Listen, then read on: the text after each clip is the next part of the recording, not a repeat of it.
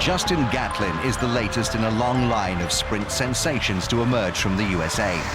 Gatlin got a good start. Look at this man coming through now. Gatlin. What a fantastic performance from Gatlin. It's all about Gatlin. Ultimate goal is to be one of the best sprinters in history. What a fantastic performance from Gatlin, and look at the time. It's the American leading the Jamaican at the moment. He knows he is the world champion. Justin Gatlin is the world champion here in London. What's up, everybody? We're back with another episode of Ready, Set, Go. We in the building. You know who my co-host is, my wingman. Speaking of wings, dog. Speaking of wings, fly, Eagles, fly to the road of victory. Hey. Fly, Eagles, fly. Score the touchdown, 1, 2. Hit them low, hit them high. Family, if you don't know already, Rodney is a big fan, supporter of the Philadelphia Eagles, who is on the way to the Super Bowl once again to play against the Kansas City Chiefs. So everybody out there who's part of the family, you know who we got to root for. We're rooting for them Eagles, man. We want to see them come home with that victory. For them Eagles, man. Green and white and black, man. Green and white and black. That's what I thank you so much, man. Let's shout outs to the New York Giants, man. Thank you guys so much for Saquon Barkley. I couldn't thank you guys enough, man. Whoever that GM was in the office who let him test the market, shout out to you. I don't even know your name, but I thank you. Well, whoever he is, he's sitting at home indefinitely right now, for sure, because that was the dumbest move ever right there. That is crazy. That boy is amazing, though. I love him for us. Just on a side note, that shows, man, to go where you're loved and not where you're tolerated. He probably was tolerated in New York, and when we got him, we showed so much brotherly love. That boy exploded, literally. I think also he had like a chip on his shoulder to realize that he wasn't valued over by the Giants, right? Mm-hmm. He made it known that I want to stay a Giant for my whole career. And then it was like, nah, you go do your thing. And next thing you know, he out there with the Eagles, man. And listen, in that playoffs, when he ran that first touchdown in, dog, he took the wind out of everybody in that stadium, dog. I was like, oh Lord, this is about to be a banger right here for real. Man, when he scored the second touchdown, I was like, oh yeah, this is over. Bro, we put up over 50 points on them boys. Yeah. Over 50 points on them boys, man. Yeah. Shout out to the young quarterback, though. He had I think the Commanders, they ain't been this far in like 30-something years. And that boy took them to a 12-5 season, yo. Yeah, Jalen. Hey, man, shout out to him, man. He played his behind off, man. That kid is amazing. Did you hear the rumors that how he trains? A large part with the VRs, the VRs. Yeah. A large part of his quarterback training is in virtual reality, basically. He goes in there. He knows what his offense is doing in virtual reality. He knows what defense he's playing against that weekend. They go through all the possibilities, all the scenarios, and he runs through all the plays that's necessary. You know what I mean? So matching that also with the talent that he has, bro, he had an amazing season, bro. Like that was like you can really say he's like the quarterback 2.0 right now, the way he's out there training and performing. He probably, when he was playing us, he probably didn't have his settings on all Madden. So next time he goes... Legendary. He gonna be watching from Cancun just like everybody else. But hey, man, shout out to the Jit. Listen. You know who I feel bad for, though, boy? I feel bad for your boy Josh Allen, man. Was that 3 years in a row, boy? They can't get past them Chiefs, boy. They can't get past them Chiefs. Come on, man. I feel bad for him too, man. That boy, listen. That's crazy, man. That is definitely crazy, but we got a rematch up, so Godspell life, man. We gonna be bringing home the ship. Well, we'll be locked in February 9th. It's about to go down. We about to see what's about to happen, boy. Hopefully, them Eagles gonna come away with that chip. Yeah. Hey, Mr. Laurie, man, if anybody watching, man, you'll be happy to come out there to the Super Bowl in New Orleans, man. That's Justin's team, by the way. New Orleans Saints. I mean, they ain't gonna be in there, but we'll be in the building if you guys. Hey man. Hey, hold on, man. Who is that? Not who that. Who is that? Not too tough, bro. Not too much on my team now, man. We gonna be back next year. We hosting y'all, man. You gotta show us some kind of respect. We hosting y'all, bro. Right, man. It's gonna be nice, man. It's gonna be warm, man. I'm looking forward to K-Dot too, man. You know what I mean? So we gonna see what's popping. Also, we just finished recording one of our most highly anticipated podcast episodes that's gonna be dropping real soon, man. How'd you feel about when we sat down with Mr. Question Mark? You want to say who it is?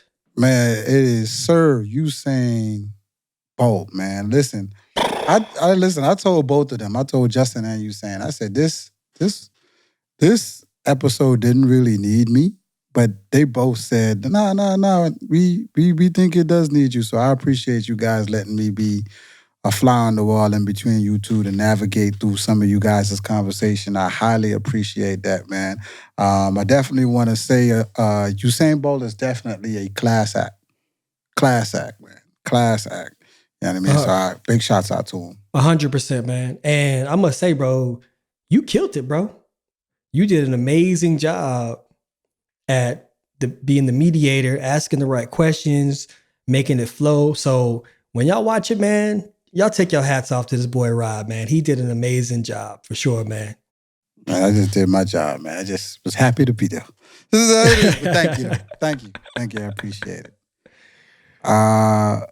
Man, a lot's been going on in our world of track and field, man. A lot's been going in the world all the way down from high school track, maybe even age group track, all the way up to the pros, man. We have a lot to cover. Some of it has been covered by some of our friends on other podcasts and on other shows, but we're going to talk a little bit about it on our show. Ready, set, go, man. Let's start with Lisa Ray. And when I say Lisa Ray, I ain't talking about Lisa Ray from the Players Club. I'm talking about the young female phenom, Lisa Ray, man. I watched that little girl run, and that little girl could run. That little girl could run. I saw her 60, and I saw her 200 in that showcase, man. At 23.4 and 7.24, man, she is amazing. You could tell she's well coached, though. I want to know her coach's name, and hats off to him. She's well coached. Sky's the limit, man. I mean, what did you think about when you watched her race this weekend? Man, she's on fire. I mean, her rhythm, technique, executing her races from the 60 meters all the way to the 200. It's one of them situations when you see a runner understand what they're doing and they feel unstoppable. You know, like she's running that race. You can see in the 60, like she's dominant. She's commanding lead. She's not relinquishing the lead. She's not tying up at the end. Also in the 200, man, like she looks really, really good, man. Really good. Shouts out to Trinidad and Tobago, especially Tobago. That's where she is. She's a Tobagonian. So I know she's going to be representing for her country soon, you know what I'm saying, for world championships in the near future, if not this year as well, because what she's doing right now is she's burning up the high school track scene right now. She is number one in the track scene for the females. So hope we definitely see more of her. Hope she stays healthy, stays strong, and she go out there and does her thing. Shoot, we got, it's crazy, these young little females. So Lisa Ray's in high school, if I'm not mistaken, correct? She's in high school. What grade is she in? I want to say she's a junior. Yeah. She's a junior. So we got a middle schooler, man. This is crazy. I didn't even know. A middle schooler. Melanie, what's her name? I want to get her name right. Doggett. Yeah. Melanie Doggett. And God Doggett, listen, that girl, 7'4", 739, 7'3" at 14 years old. Now, I don't know, and I seen the size of the young lady. I don't know, sky's the limit for these young kids. But are we getting too fast too early with I don't know. But 7.3 for a 14-year-old is like smoking. It is. And shout out to her track group, Major Impact. I know them. I know the coaches over there. Yeah, man. Are we watching the evolution of sprinters becoming faster from all the way from the bottom all the way to the top now? Is that what's happening here? You know what I'm saying? Is because you know how it happens. I think it's really the workouts, right? So you're getting these professional workouts that trickle down from the pros all the way down to the collegiates, and then down to the high schoolers, and then down to, you know what I'm saying, youth. So now you have these youth athletes who are running high school workouts, high school athletes who are running these college workouts, these college athletes who are running professional, and they might be tweaked a little bit. But the fact is, now these coaches realize, like, I can train you different. I can train you to be more elite.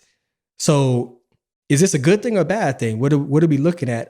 Is it going to tax them by the time they move up to the next level or next 2 levels? Or is it something that's really evolving in our track and field space to where now you have these young athletes and high schoolers who are out there females running 7:20 in the 60 meters, and they're going to go outdoors and probably run 11:1, 11:0 really soon. What do you think? I don't think that's a one-way question you can ask that. I think it's loaded, right? So I definitely think, yes, we're watching the evolution of our sport with those workouts coming down. I think you definitely got to be careful as those athletes grow, being that some of their growth plates aren't finished, like closing and all of that, the way they're lifting and everything. Could they be peaked out? Could they ever see? We've seen a lot of phenoms hit their times in high school and never see those times ever again as an adult. Did they feed those workouts too early? Or if we're training them that way, we definitely have to train them that way mentally also. That is the biggest thing. That's the missing link from the high school prodigies, right? The mental part. How to accept defeat. You go from somebody like Christian Miller, you know what I mean? Winning all of his races throughout high school. I guarantee he didn't go into a race too nervous at all in high school because he knew he was going to win. And we saw at the U.S. trials the way he looked. We've never seen him look like that until the U.S. trials. Now he's a pro. He'll be day in, day out against his caliber of athlete. What does that Christian Miller look like?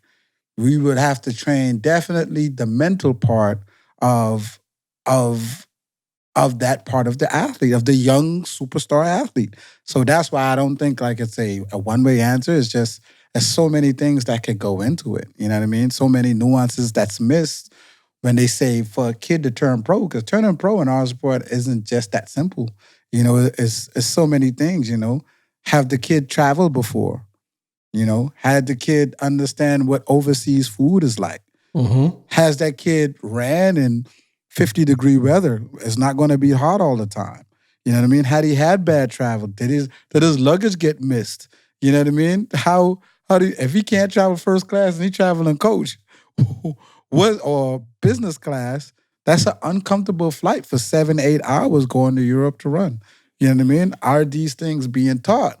So I think there is a niche market that's missed if we're going to have all these young kids turning pro and trying to run against us, of somebody who needs to teach that.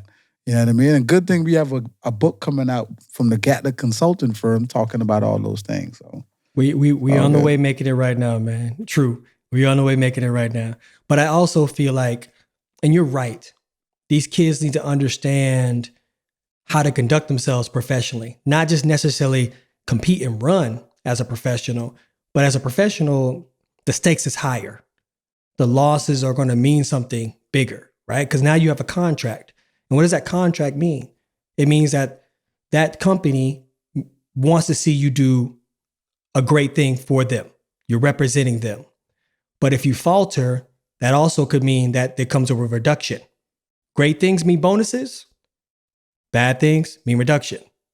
And there's always going to be a grace period for these young athletes. Right now, there's a grace period for these athletes when they turn pro at a young age and be like, hey, you know what? We're not going to reduce you for the first 1, 2, 3, 4 years until you kind of get acclimated.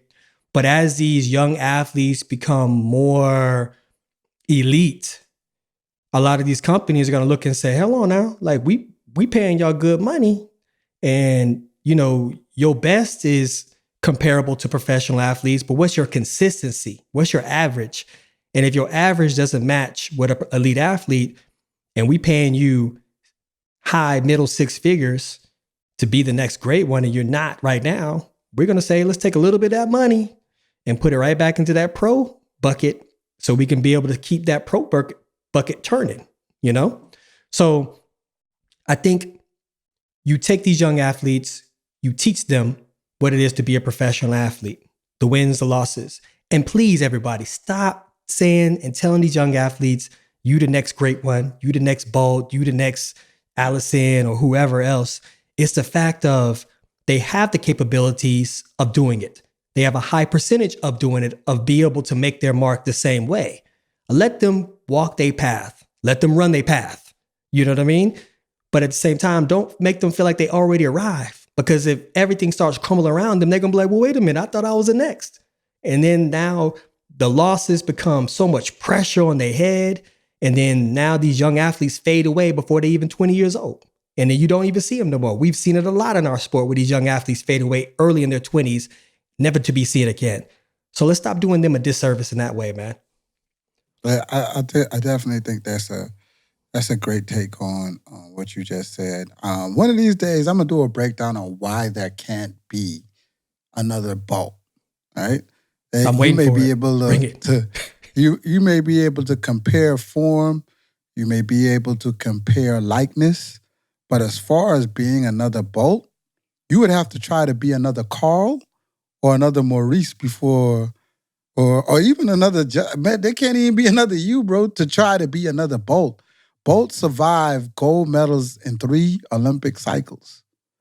You have some people who don't even survive 1 Olympic cycle. So I'm going to just put that part out there, and I'm not even mentioning world championships. That's just the Olympics. So for our fans in the comments, I know y'all going to go count all his medals in world championships and Olympics. And y'all tell everybody else, stop comparing these young people to Bolt. It is just, once you get close, once they get past the second cycle, then we can start saying, oh, this could be the next Bolt, the second gold medal of the second Olympic cycle. let's let them get there and then start with the comparison. And that's the craziest thing. We talking about just dominance. We didn't even talk about breaking a world record. Yeah. Because this man dominated and broke world records at the same time. That is Bolt. I don't think we had an athlete break the 1 in the 200 meter world record at a world championships in the same championship. No. Ever. No. No one has ever done that. So I just stop it. Just let's enjoy these people for who they are and enjoy that and let them go to their path. Compare them to their peers, to the people that's running now. Because right now, if you're trying to be the next Usain Bolt, you're chasing a video game. So that's not to discourage anybody. Or just mean what you really say. You see greatness in them. You say, man, I can see the greatness in you. You're going to be one of the great ones coming up. And just leave it as that. You know what I mean? Because like you said, you make it a tall order for these young kids that they're not ready for just yet. Let them kind of get to that point and we can say, hey, yeah, y'all ready for it. You've gone through that fire. You've become dominant. You're breaking world records. Now we can say, yeah, you might be a Bolt, bro. Speaking of that, man, of young athletes, man, recently, what do you think about this, man? Quincy Wilson took an L to Andrew Salvador. It was in the 500 meter and he ran a U.S. national record. So it wasn't high school. Yeah, U.S. high school. They're going to come for you in the comments. They're going to be like, no, that's not the U.S. record. They will. U.S. high school record. So he ran 1 minute flat 49 seconds, right? Which ain't a slump by any means. He would have beat me. Really, really fast. He would have beat a lot of people. Man, I seen Brashawn Jackson put up, he ran that before too. But he ran it a little bit older than he did. Meaning this kid is an absolute beast. We're at the point to where young kids will see other young kids do what Quincy did and say, why not me? We're not at the point where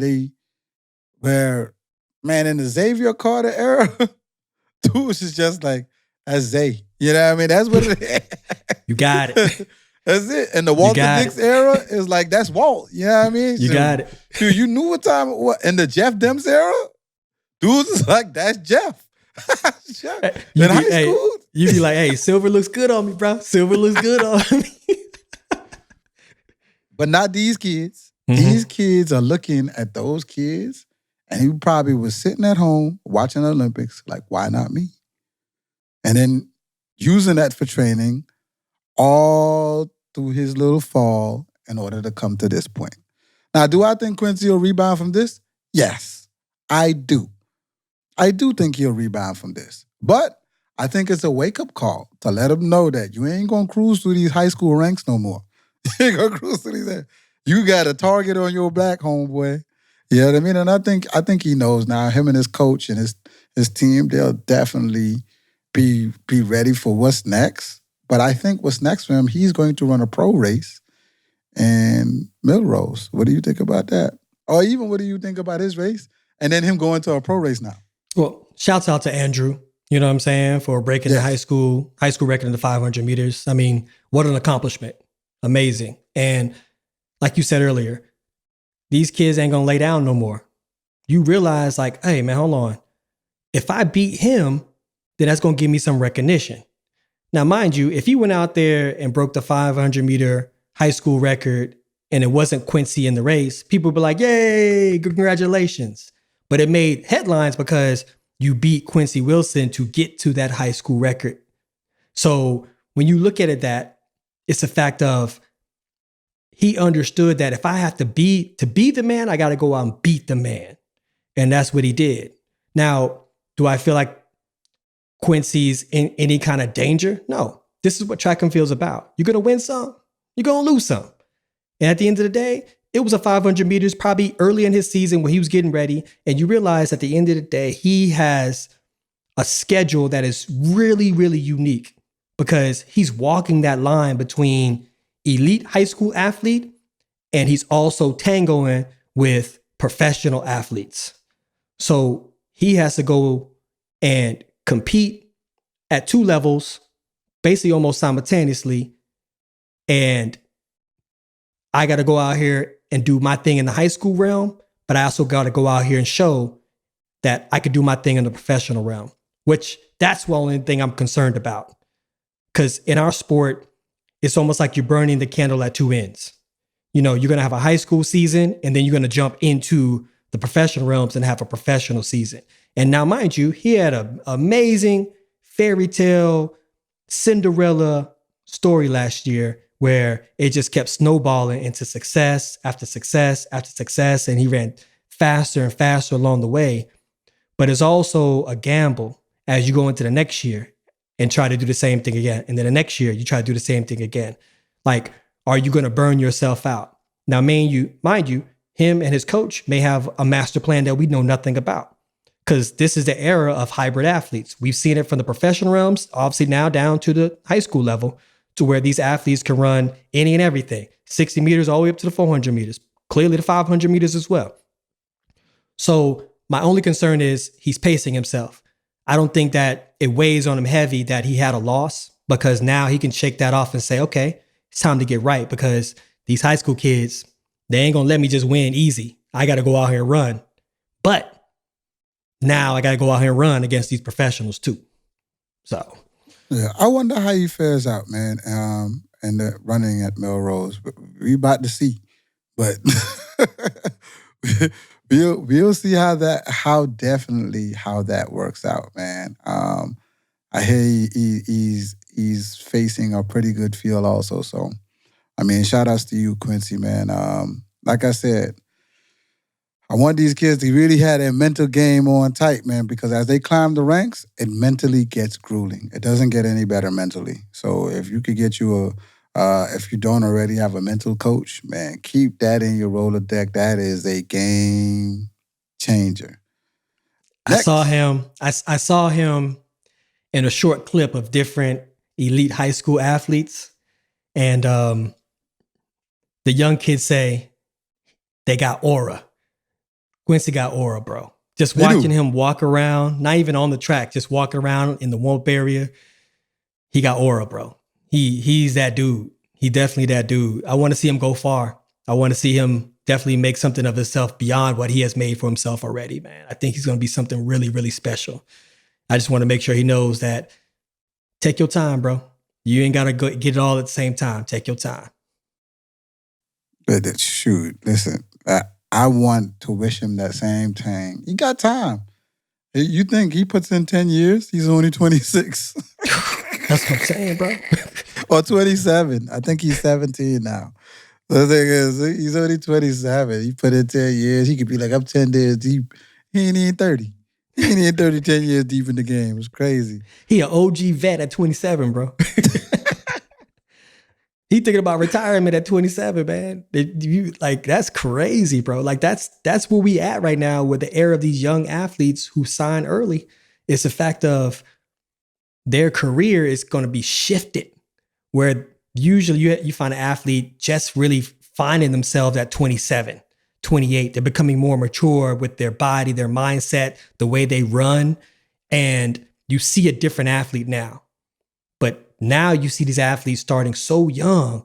Like, what does it look like for them? Is 23 going to be mature for them? Or is it going to extend their career, or is it going to shorten the life of their career? And that's what I really want to see what's going to happen in that. Stay tuned. That boy, we going to see what happens.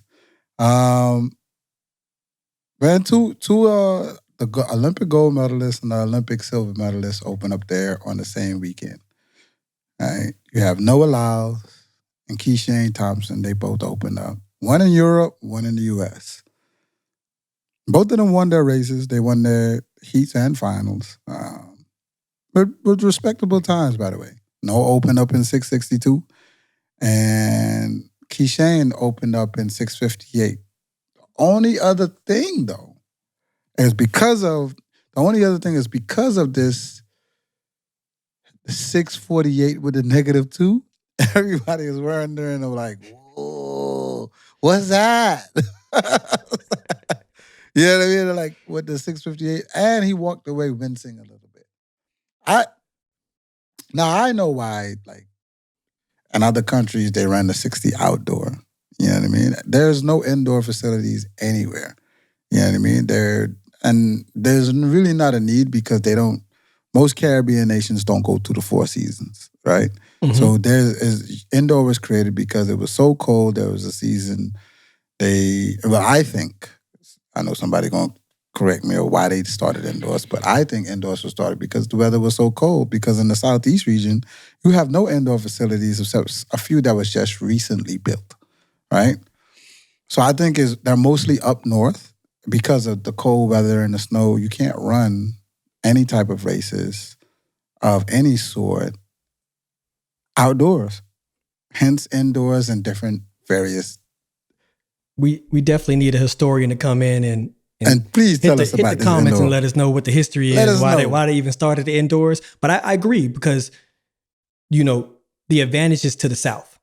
You know what I mean? You still have warm weather, moderately warm weather throughout the South. You still can train outdoors, and it gives them advantage. So when they go into outdoor season, they're a little more primed and ready compared to people who have been up north, has nowhere to run because of snow, cold, ice. And then now their real season kind of like it's delayed, so giving them an indoor season gives them kind of a competitive footing to where now, okay, we can run indoor while y'all still train outdoors in the South. And now, but we'll meet when it comes to outdoors and we'll still have that same level of fitness, So hence, a lot of people were kind of like, 6:48. Oh, he gonna break the world record once he go to whatever, or he's gonna be close because if you convert it, the -2, and then when they see 6:58, they like, what? Oh, when he ran, he ran 6:56. Yep. Yeah, they was like, what? Yeah, I mean, like, wait a minute. but then they're wondering, okay, they're like, oh, well, they're pretty close anyway because Noah just ran 6:62 indoors also. So I watched both of their races. Kishane had a bad start and he still rolled down to 6:58. I don't think you could, 56. I don't think you could contribute. You can't read too much into his 6'5". I'd say he's in 6'4" shape for real, right? But you see him kind of motor his way back to the front and dip for the line.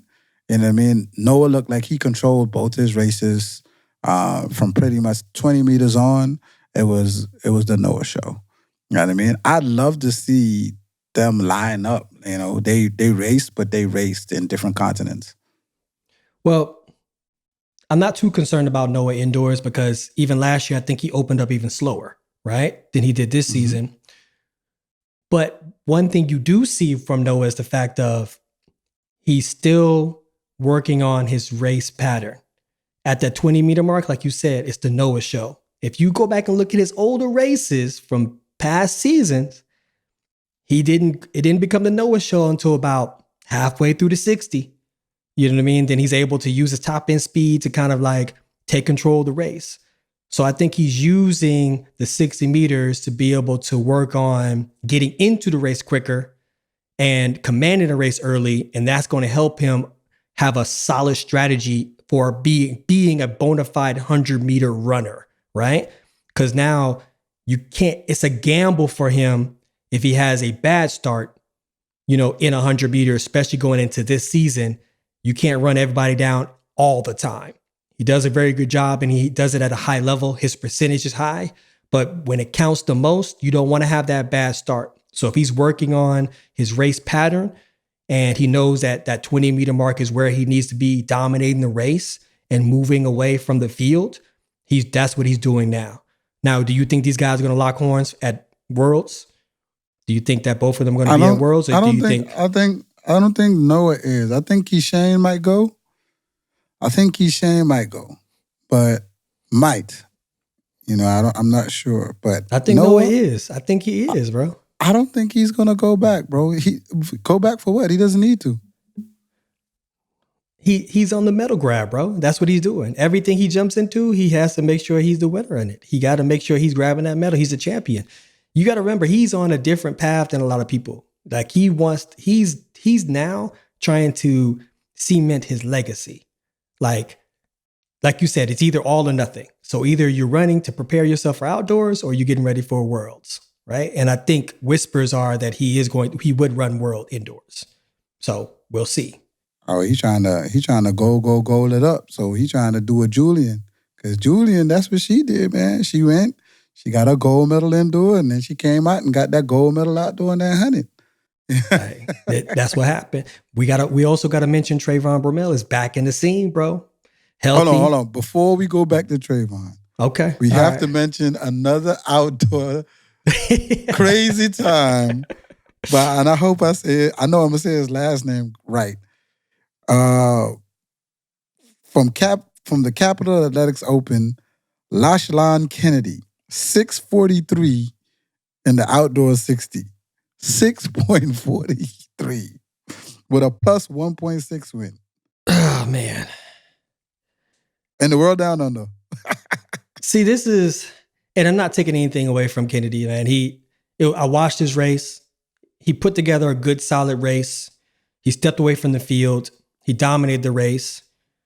But then, and I mean you, mind you, he might have ran that time legit.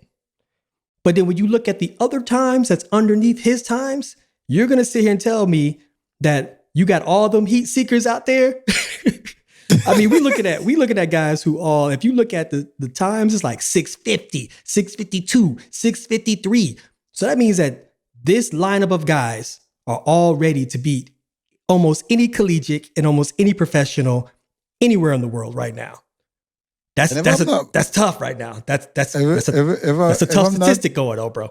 If I'm not mistaken, I think it was their under 20 championships. That's what they did. So that's the only thing that makes me kind of scratch my head is the fact of you telling me first, second, third, fourth, and fifth are all faster than what we have here in America or anywhere else in the world right now. So you might as well just pack them up, put them on a plane, and go out there and take on the world right now. It has to be a takeover. You know, the people in our sport gonna want to pack them up, put them on a plane, and let them run the same time outdoors. You know, in our world, it don't count unless you do it twice. It don't count unless you could drop 9. People be like, where you do it at? And then when you do it again, then they be like, oh, hey, you legit. Which kind of in a way, kind of like, do you count a 60-meter run that's supposed to be indoors that has a wind behind it, period? Because when you get indoors, there's no wind. It's 0.0. That's what it should be, right? So you having almost a 2.0 behind you with a 1.6. Do you count that as a real record? Because you have a little push behind you, you know? It's almost the same thing as you said earlier with Kishane. He ran into a negative, 2.1 or something like that, and still ran. That time he ran with a 6.4, you know, but once again, he might just had a bad start in his second race that he didn't put it together. So we're going to see what happens in his third race. But this Ocean record, I don't know, man. I got to see you do it again, Kennedy. Shouts out to you, man. Congratulations, but I need to see it again. Show me again.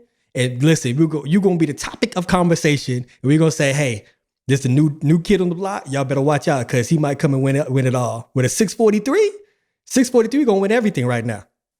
643 would have got you a bronze medal at Worlds last year, I think. Yeah. 43, I think. Yeah. 43. Ken Blake he was 42. Ken Blake was 42, I think. So it's crazy. These outdoor-indoor times, it definitely is crazy. Listen, he would have rolled me.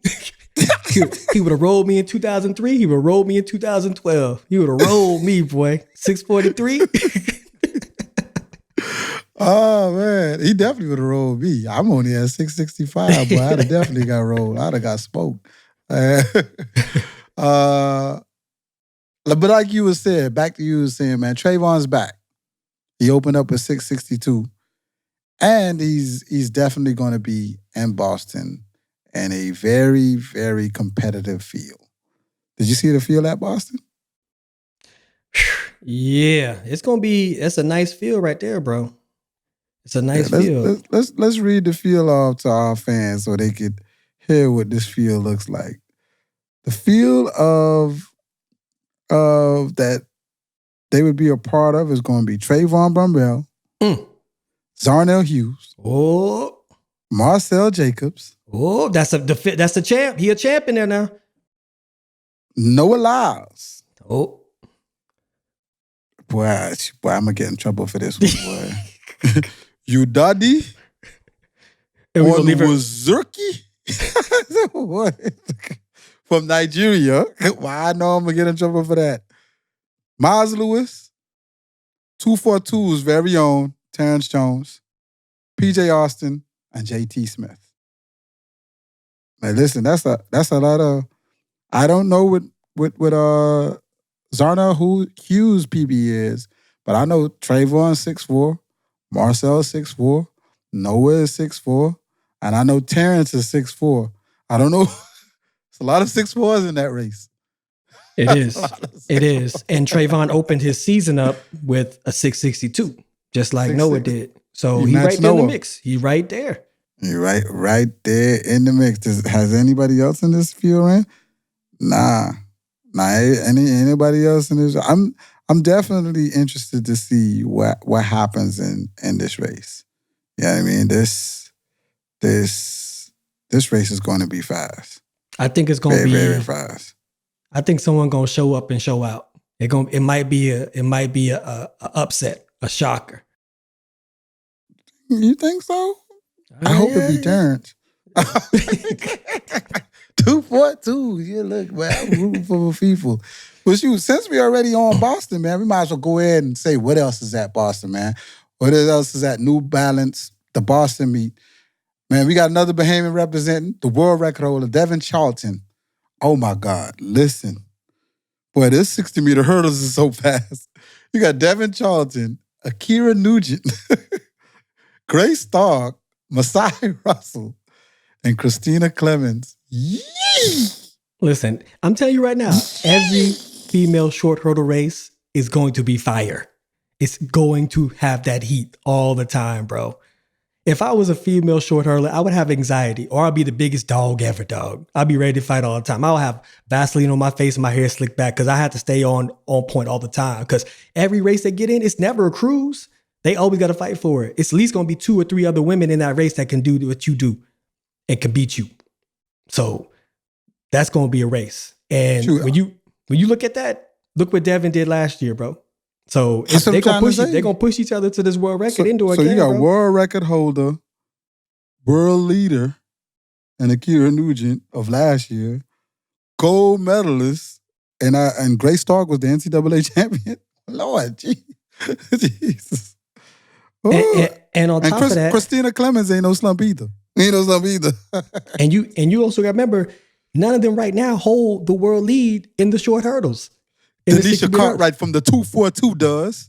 That's who holds it. There's a lot of 242 going on right now. There's a lot of 242 going on. There's a little takeover going on right now, man. Y'all sneaky taking over. You, man. I know, man. And I love it. I love it, man. We coming. So Denisha Cartwright right now has the world lead at 778. 778, which is really fast. Really fast. It's not slow by any means. But these ladies right here, that lineup, that world lead may fall. You may see it. You may see it fall. But shouts out to Miss Cartwright because I watched her race, boy. She did her thing, boy. She looked smooth doing it too, boy. It looked dangerous. She picked them up and put it down, man. Shout out to our coach, Coach Parno, man. Exactly. Coach Parno, they train in Minnesota, Mankano. You know what I mean? A coach is a really good coach, man, up there at Mankano. I hope he never leaves, man. Somebody might come get him. After putting out a lot of... Matadi went there too. Emmanuel Matadi went there for, I think, 2 seasons. He went to Coach Parno. So shout out to you, Coach Parno. He doing his thing. Because watching that race and talking to Coach Odom, Marlon Odom, shouts out to him, Hurdle Science, he pointed out a lot of key things that she actually could run faster. That, you know what I mean? Like, she ain't topping out at 778. She could run faster, working on her trail arm, being a little more fluid, right? You could see something dangerous from her. So shouts out 242, man. Y'all doing some crazy things over there. Might have to get some real estate. Women 60. Ain't too slow either, man. We got Celera Barnes, Micaiah Briscoe, Tamara Clark, Zoe Hobbs, Audrey LeDuc. My girl from last year, boy, she thinks she snuck one in this weekend. But she might drop a banger this week. Jasiah Sears and Destiny Smith Barnett. Listen, I'm gonna talk about Jasiah Sears for a minute, man. Listen, she snuck in. Go Vols. And say, you know what? Go Vols. She dropped that 7-1 and then snuck out. You know what I mean? And it looked like she was running for Nike. It looked like she had Nike next to her name. I'm very happy that she got signed and they didn't leave her out. You know what I mean? To kind of prove herself again because she's an amazing athlete. You know what I mean? But she dropped that 7-1, ducked in and ducked out. And I think, she just wanted to knock the cobwebs off before she get into this New Balance meet. She about to show the world, baby. I like all these other women. Want money on Jasiah Sears. Listen, my money's dealt. If you watch that race she ran at Clemson, she dominated the race from the gun. So, and it looked like she wasn't even pressed to be able to run the time she ran. So you might see something, you might see 7:11, 7:10, 7:09. So she might step down and do something really nasty. But hey, no slight on them other girls. They get down now. They move. So I think it's going to be a good race though. Man, shoot, for the they don't have the hurdles on here. Oh, the men, I don't know if they have a men's hurdles. So you know what it does is they alternate women hurdles and men hurdles. And men's hurdles. Oh, okay, Yeah. okay. I was wondering. I was like, wait. Oh, Grant's going to be there doing their podcast. Mm-hmm. Okay. Grant and Rye. And Noah on double duty. Boy, Noah, you know if you do that podcast, boy, and you lose, boy, they're going to be on you. They're going to be like, he should have been focused. Hey, I think he puts himself in them situations. Noah puts himself in the situations where he's like, now y'all ain't gonna talk about me because I can't lose. I'm about to go out here and do this because I can't get on my own podcast after I take this L. So I'm gonna go out here and handle business. Oh, Rod doing the podcast too. He running too. He running the 300. Oh yeah, Ryan there too. Ryan in the 300 against Matthew Bolin and Vernon our Norwood. good friend who told me to change my hat. Vernon, stop playing with me, boy. I'm going to get you a hat, Vernon, for that bald, shiny head. You got a bald head just like me. Hold on. Who you tell you to change it to, though? I don't know, but you remember he said that in the comments. He's like, boy, we got to get that boy a new hat. I remember that, Vernon. I remember that, Maybe he Vernon. means a new hat, meaning like your hat was a little dusty. He was talking about the Eagles, boy. I remember that. I remember I'm just trying to save my boy, man. Hey, Vernon, come on the show, bro. We need you on the show, man. Shoot. And the women's 300, they got Julian Alfred, Tina Asher Smith, and Lynn Irby Jackson. Listen, this Boston Meet got the who's who. Like, you could go here and get like a bunch of autographs, man. They got the who's who, whoever you wanted to sign everything. Like, this is going to, I wish I was there. I wish I was there. I really wish I was there. This is going to be an amazing Is this meeting. when we add the dream sequence into the show where we picture you there getting all these autographs? Nah, they already get. But I don't do autographs. But you know me, when I walk through, if you say hi to me, I say hi to you. I'm not an autograph type of guy. I already know what your autographs are. Your autographs is, hey, can you give my kids a shout out? That's your autographs. That's your autographs. That is it. If anybody know me, I probably won't ask for anything from me, but for my wife or my children, I will ask. If they are fans, I will invade your space for my children. I apologize. With the quickness too, boy. with the won't hesitate at all. You'll get there, bro.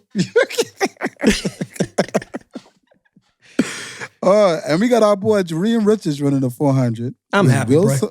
Will Sumner. Boy, I know I'm gonna mess this up. Mr. Nini of South Africa. I don't know how to say your first name, brother. And Quincy Wilson. Boy, this boy gonna be everywhere. Yeah. Whoa. I don't know. I don't know what to say. I'm gonna move on. Yeah. Unless you want to say something. All I'm gonna say is shout outs to Jareem, man. I mean, I'm glad he's sticking to that 400. No, for real. Like he did an amazing job last year in the 400. I think he showed that he not just a 200 meter going into the 200 meter guy going into a 400. He's really a bona fide 400 meter guy. Like he showed a lot of dominance, especially in that finals. So coming in this season, I love seeing that he's run the 400 indoors, and he's made his mark in indoors already in the 400 in the past season. So like, keep doing what you're doing, bro. I talked to Jareem like a week ago. Was it a week ago? A week and a couple of days ago. He is trying to enter a space of rarity. There's only a few men have entered that space. So he's chasing legacy also. He's already under 20 seconds. He's already under 44. And he's trying to enter that rare air of being under 10 seconds. So I think the only people in there is Fred, Van Nieker,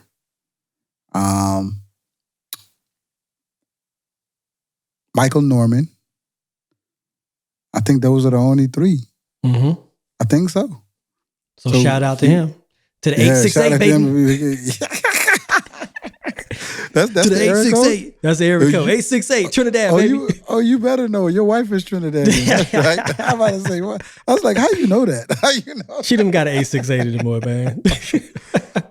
calling from Trinidad right now. Where you on, day? You on? You know, they be singing, boy. Hey, Trinidad people, don't come get me for that. Oh, man. Man, you seeing Jakob out there, man? Hey, I love it. I'm here for it, dog. Every time Jakob says something about Josh Kerr or Josh Kerr says something about Jakob, I go straight to the microwave and warm up some popcorn because it be straight entertainment, dog. And I understand. Like, my thing is, like, I know the media and journalists are always going to, like, ask those questions. They're gonna be like, "What you think of Kerr? What you think of Jakob?" And they're gonna really give their opinion on it. And I'd be like, "I'm here for it. Like, you really telling your truth. Like, it is what it is." What was the quote? What did he say?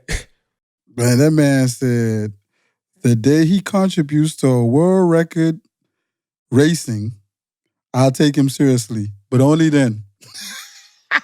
You see what I'm saying? Do you that see boy what I'm basically saying? He out there racing machines. He ain't racing people for real. You know what I do though? I wonder why we don't see a lot of this same banter back and forth amongst like the sprint world or jumps or anything else. Like, is that, do you think people take it to heart, or do you feel like they just kind of playing up, or do you really feel like they feel that way though? No, I mean, we've seen it out of you. We've seen it, man. I know, I can't remember what race it is. I'm pretty sure somebody gonna find it. Matter of fact, I talked to him today. I talked to Tyson today, and we was talking, and he was saying like how you get, like how when you feel like you hear the fans talking, and there's a race with him and Johan Blake in it. Man, and you see Tyson come through that line, and he is like, "Yeah, motherfucker." I know exactly what race you talking about too. And you see, like, the camera tries to pan the race, but you see it clearly. Like, whatever you thought this was, it wasn't, homie. Like, that kind of energy. But I think our sport is just, the sprint world is just, you walk around with the arrogance and you have it. You know, it's around, you know, and we've been raised for the sprinters to be classy, like not to talk like that or not to, you know, but I feel like we should be like WWE. If you feel like that man ain't like that, if you feel like he's so, you be like, "Hey, bro, you so, I'm really like that." You know what I mean? Like, you ain't on my level. You know what I mean? We seen Fred run through the line and was like, "This my shit." You know what I mean? Like, yeah. You know, but like, you will have maybe one or two commentators and be like, "That's so classless." That's not classless. It's an entertainment sport. We are entertaining, and he feel like that's his shit. If you feel like that was your shit or was the other opponent's shit, then beat him. Am I lying? No, you're 100%, bro. I always wanted, and that was part of the interview we had with Usain when we asked him about him beating his chest 20 meters before the finish line when he won the Olympics, right? And he went back and asked everybody, like, "What you think? Did I disrespect you?" Blah, blah, blah, blah, right? But I also think about the time, I think it was outdoor Boston, and Noah said, "Good luck to everybody."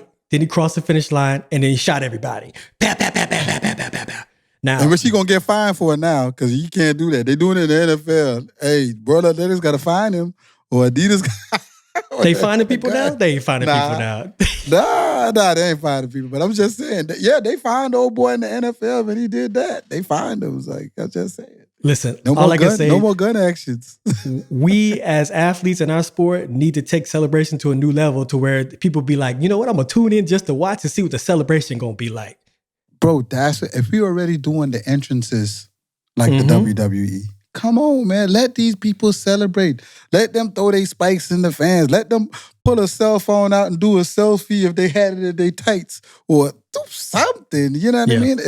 It'll bring more viewers to the sport because people will be like, "Man, you see what he did? Or you see what he did?" So I think they should even like ask what you might celebrate. You know what I mean? But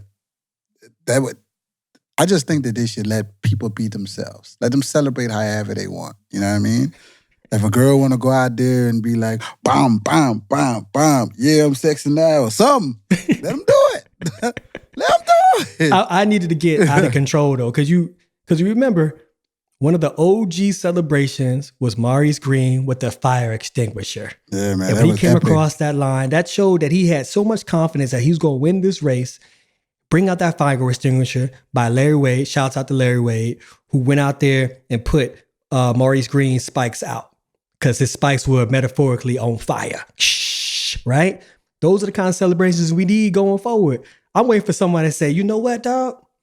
When I come across that line, I need to go ahead and drag that kiddie pool out with all the water in it so I can go ahead and dive up in there because I'm Michael Phelps on this, boys. I ain't losing. Yeah.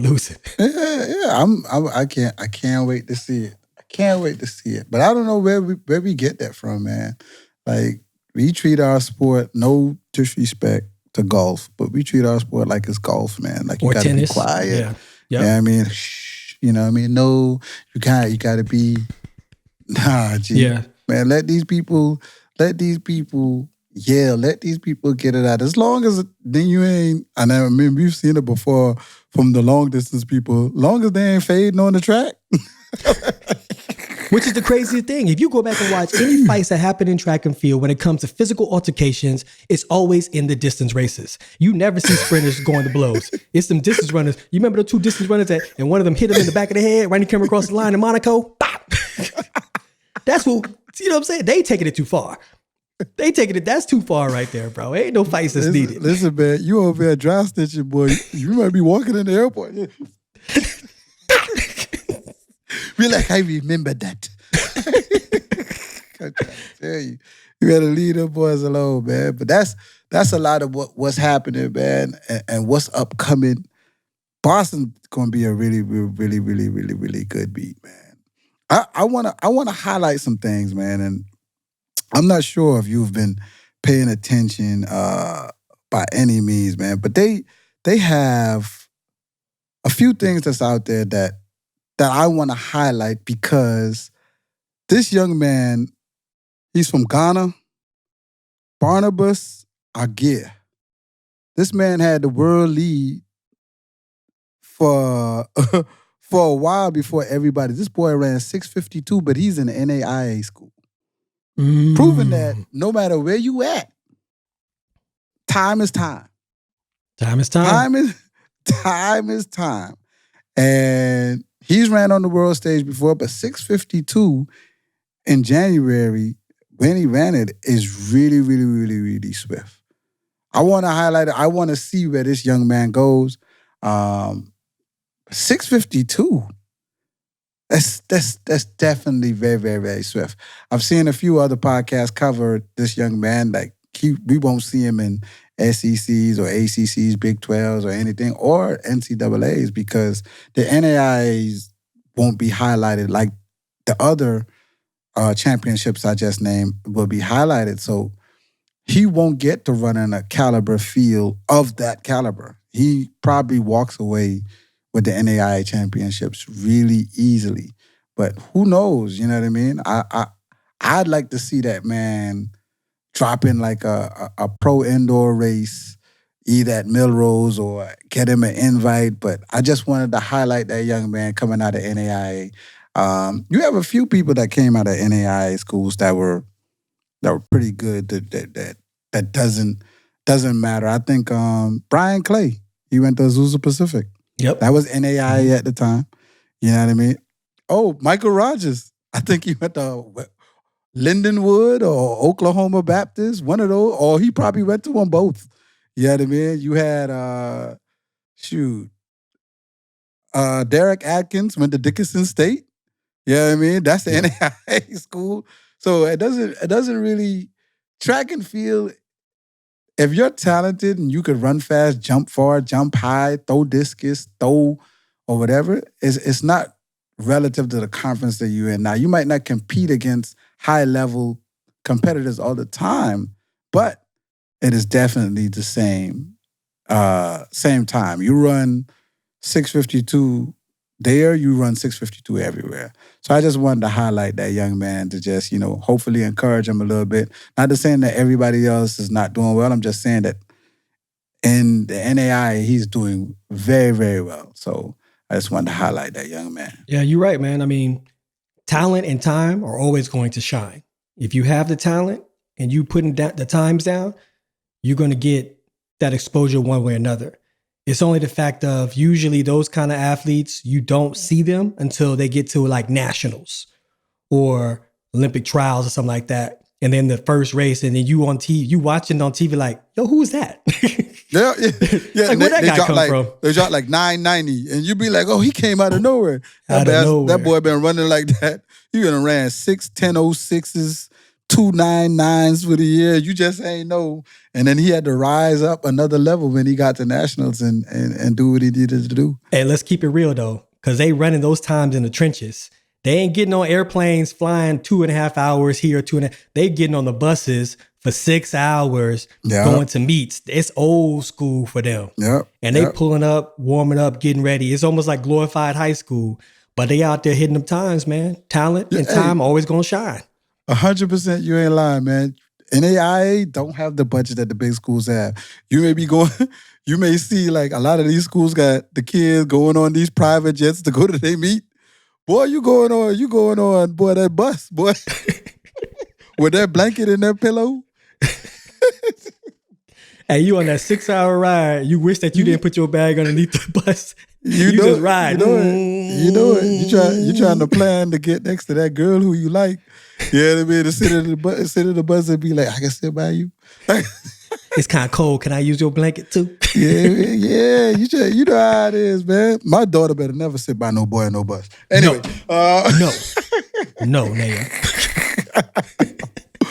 But yeah, man, shoot. Do you think we covered it all? Was there anything else we needed to cover? I think we good, man. I mean, you know how it is indoors, man, especially when it starts sparking off. Each week, each day is going to be something new. So y'all stay tuned, man. There's going to be some hot times that's going to come out in the next couple of days, this weekend, next weekend after that. And then we going into the thick of things. So y'all stay tuned, man. We here for it. We got Belgrade. Belgrade is where Kishane will run again. So we'll see if he can clean up his start. That's Sunday. And I think Boston is Sunday also. So we'll have that Belgrade Sunday, and then we'll have Boston. Boston going to be a hype meet, man. I'm going to get some popcorn for that one. So, so we definitely be watching those races. You guys stay tuned, man. Until next time, man, we thank you guys for tuning in, man. Y'all get us to 50,000, 100,000 subscribers, man. We out there reaching. We at 50,000 right now. We thank you guys. But y'all, let's get there. Let's get the 100K this year, man. Help us out. Click, like, subscribe. Let's get it. Until next time on our show. Ready, set, go!